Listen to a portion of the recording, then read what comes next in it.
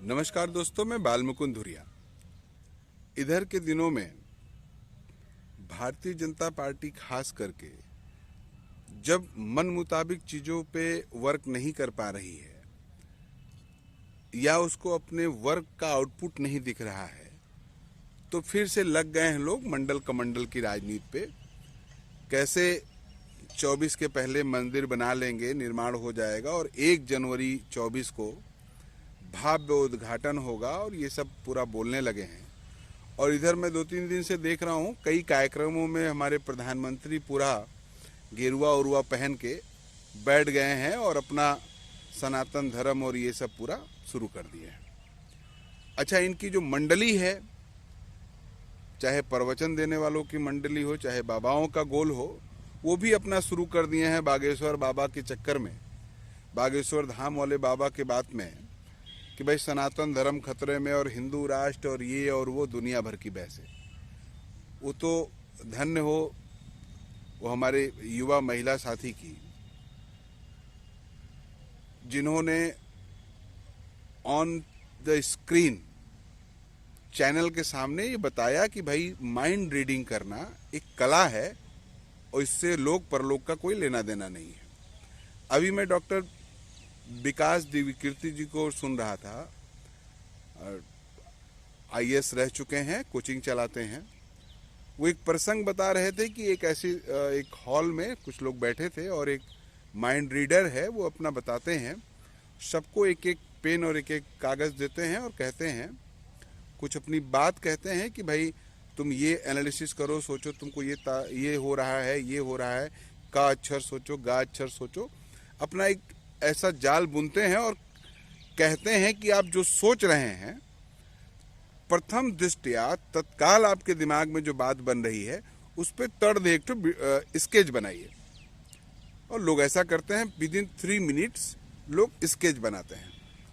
और उसके बाद जब वो कहते हैं कि ठीक है, बाएं से जो है वो आप खोल के दिखाइए आपने क्या बनाया है, तो जो सबसे बाएं बैठे थे उन्होंने दिखाया कि उन्होंने एक स्टार बनाया है।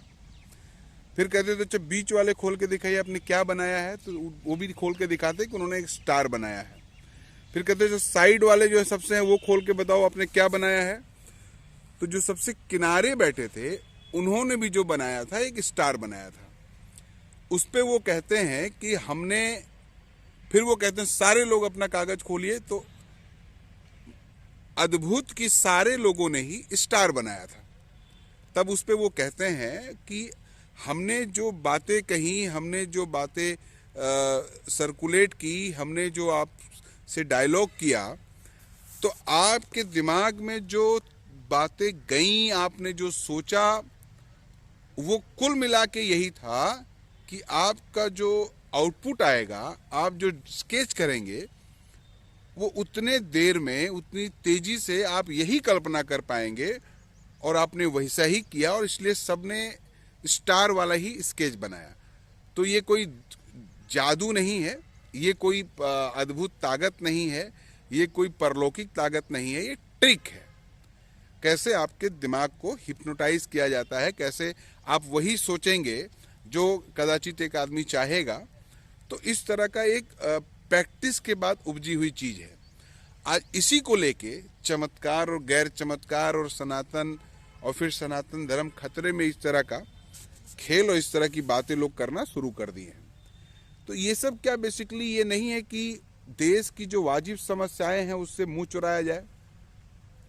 ये सब क्या इसलिए हो रही हैं कि देश के और सवालों पे लोग चर्चा न करें और सनातन गैर सनातन और ये धर्म वो धर्म और धर्म खतरे में, ये सब बहस करके अपना टाइम पास करें। और नेताओं के द्वारा स्केच किए गए, जो सत्तासीन लोग हैं उनके द्वारा जो स्केच बनाया गया है, जो उन्होंने व्यूरचना की है कि आपके दिमाग में यही स्केच बने, तो आप उसी के इर्द गिर्द घूम रहे हैं। आप देखिए, अभी उत्तर प्रदेश में हमारे स्वामी प्रसाद मौर्य जी को लेके पूरा भारतीय जनता पार्टी अभियान चला दी है। इसके पहले भी मैंने कहा है कि बहुत सारे लोगों ने कहा है, जिनको बहुत बुरा स्वामी जी की बात लग रही है, वो ललई यादव की किताबें पढ़ लें, जिसको कोर्ट ने कहा है कि अभिव्यक्ति की स्वतंत्रता है और इसको हम रोक नहीं सकते हैं। या पेरियार साहब की किताबें पढ़ लें। अब कुछ महापुरुष लोग, अल्ट्रा बुद्धिमान लोग कहेंगे कि दुरिया जी आप यही बात इस्लाम के बारे में नहीं कह सकते हैं, यही बात आप क्रिश्चियनिटी के बारे में नहीं कर सकते हैं, खाली सनातन धर्म के बारे में आप लोग बोल सकते हैं। तो दोस्तों, जहां पर आप देखिए कि जहां पर जिस हिस्से से हम हैं, जिससे हमारी पैदाइश है, जहां पर हम पले बड़े हैं, उस हिस्से पे हमारा ज्यादा राइट बनता है। और जिस भी धर्म में बैलई है, जो भी बैलई कर रहा है, आप उसका गुणगान कैसे करेंगे? वो चाहे इस्लाम में करे, क्रिश्चियनिटी में करे या किसी भी धर्म में करे, आप किसी बैलई का, किसी बिना सिर पैर की बात का समर्थन नहीं करेंगे और नहीं करना चाहिए। तो ये इशू नहीं है। आप उत्तर हिंदुस्तान में जो बहुसंख्यक लोग जिस चीज को मानते हैं और जिसमें ये पूरी स्वायत्तता है, अभी मैं शंकराचार्य जी को पढ़ रहा था, लोगों ने कहा कि आदि शंकराचार्य जी, अच्छा लगा, कुल 40-43 साल की उम्र में, मेरे ख्याल से, या 30 या 32 साल की उम्र में शंकराचार्य जी अपना देह छोड़ दिए थे और केरला से लेके पूरे देश का दौरा किए पैदल। उस समय आप सोचिए 100 साल पहले पैदल ही चले होंगे, बड़ा जटिल था। तो उस समय की जो परिस्थिति है, लोग बताते थे कि हिंदू धर्म में जितने देवता हैं उतना लोगों ने अपना पंथ बना लिया था। तो वैष्णव वाले, शंकर वाले पंथ को मानने वाले को गरियाते थे और दुर्गा जी को मानने वाले दूसरे जी को मानने वाले को गरियाते थे और एकदम गोलबंदी हो गई थी, जिसके खिलाफ शंकराचार्य ने आदि एक शक्ति, एक पावर को स्टैब्लिश किया और पूरे देश भर में घूमे, 4 जगह मठ बनाया और अपने पंथ को, सो कॉल्ड सनातन धर्म को आगे बढ़ाने का प्रयास किया।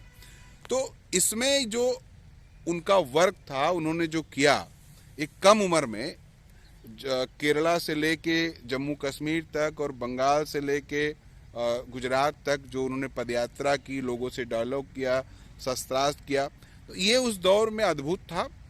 लेकिन आज के दौर में, आज के समय में जब साइंस इतना आगे बढ़ गया है, जब आप ये कल्पना नहीं कर सकते हैं कि चीजें कैसे चलेंगी, क्या क्या दुनिया में हो रहा है, तो ऐसे समय में फिर आप वो शस्त्रास्त्र का आज कोई मतलब रह नहीं गया है। आज आप किसी को समझा नहीं सकते हैं, उसको व्हाट्सएप इतना समझा चुका है कि वो जो ज्ञान लेके चल रहा है वो परिपूर्ण है। वो नेट से और तमाम जगहों से इतना ज्ञान हासिल कर चुका है कि अब उसको और किसी ज्ञान की जरूरत नहीं है।